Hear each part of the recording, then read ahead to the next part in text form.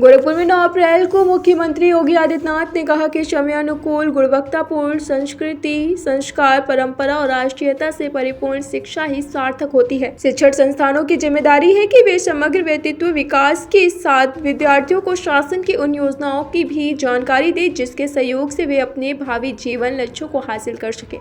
CM योगी रविवार को मानीराम स्थित Delhi public school DPS Gorakhpur के उद्घाटन स्थापना समारोह अभ्युदय को बतौर मुख्य अतिथि संबोधित कर रहे थे। उन्होंने कहा कि कोरोना से जब पूरी दुनिया पस्त थी तब भारत ने राष्ट्रीय शिक्षा नीति लेकर आए। यह शिक्षा नीति डीपीएस जैसे संस्थाओं के लिए भी अनेक सद्भावनाओं के द्वारा खोलती है।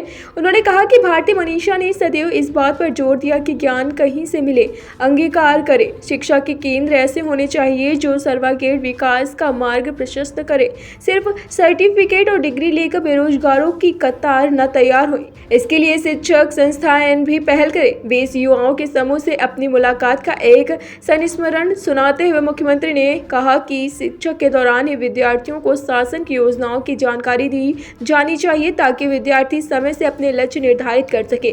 तकनीकों को आज की जरूरत बताने के साथ सीएम ने सतर्क और सजग रहने की भी सीख दी। उन्होंने कहा कि हम टेक्नोलॉजी का सही प्रयोग करें, उसके दास न बने। टेक्नोलॉजी को लोक कल्याण और राष्ट्रीय कल्याण का माध्यम बनाएं। मुख्यमंत्री ने कहा कि डीपीएस के pro vice chairman Vishal Singh ने कुशीनगर, महाराजगंज और सिद्धार्थनगर में डीपीएस शाखा खोलने की इच्छा जताई है। ये तीनों सीमावर्ती जिले हैं और वहां अच्छे संस्थानों के आगे आने पर सरकार हर संभव सहयोग करेगी। समारोह का सांसद रवि किशन शुक्ल ने भी संबोधित किया। स्वागत संबोधन में डीपीएस के proprietor vice chairman Vishal Singh ने कहा कि उनकी मंशा इस क्षेत्र में इंटरनेशनल लेवल की गुणवत्तापूर्ण शिक्षक संस्थान स्थापित करने की है। इस अवसर पर विद्यालय के विद्यार्थियों ने मनमोहक सांस्कृतिक कार्यक्रमों की प्रस्तुति की। समारोह में अपने संबोधन से पूर्व मुख्यमंत्री योगी आदित्यनाथ ने विद्यालय परिसर भवन का अवलोकन किया और स्टाफ से भी मुलाकात की। इस अवसर पर डीपीएस गोरखपुर के मुख्य संरक्षक, पूर्व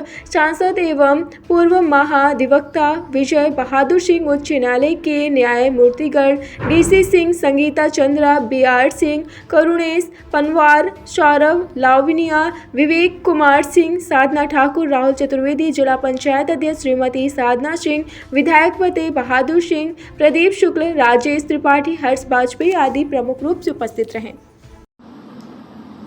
ये गोरखपुर है, पूर्वी उत्तर प्रदेश का एक महत्वपूर्ण केंद्र है। गोरखपुर सिटी से ही न केवल पूर्वी उत्तर प्रदेश की 3 करोड़ की आबादी बल्कि पश्चिमी उत्तर बिहार और नेपाल की तराई का एक बहुत बड़ा क्षेत्र अपनी शिक्षा, अपने स्वास्थ्य, अपने रोजगार और अपने व्यापार के लिए गोरखपुर पर निर्भर करता है। और इसलिए गोरखपुर जैसे क्षेत्र में क्वालिटी ऑफ एजुकेशन के बारे में बात करना और केवल बात ही नहीं बल्कि उसको जमीनी धरातल पर उतारने के लिए निवेश करना,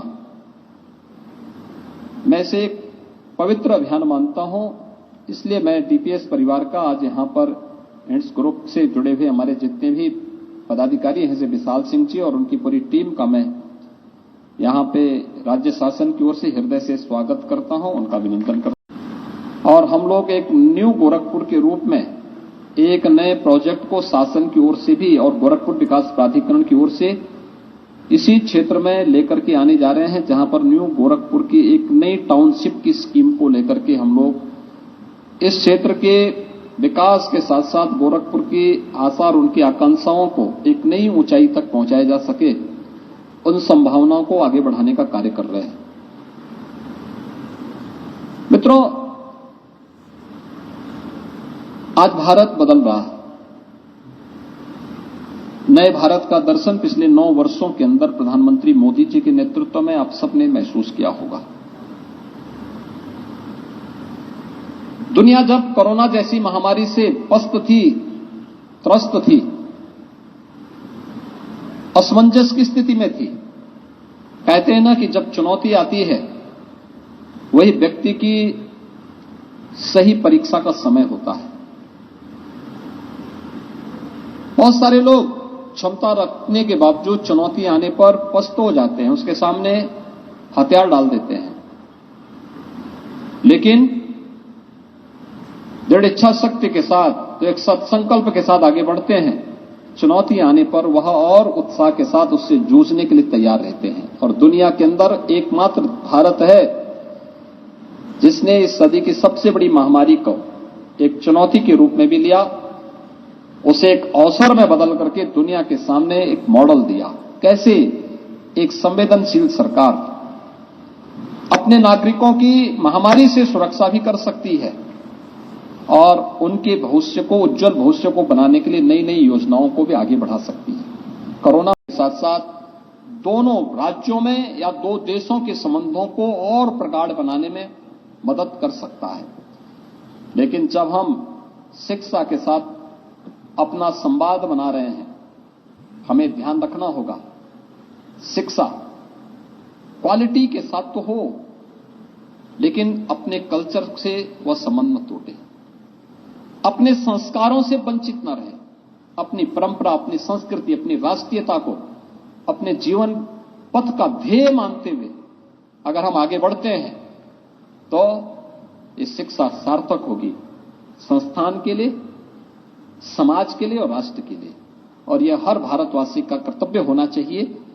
आज आपने यहां पर डीपीएस के बेहतरीन कैंपस को गोरखपुर और पूर्वी उत्तर प्रदेश वासियों को उपलब्ध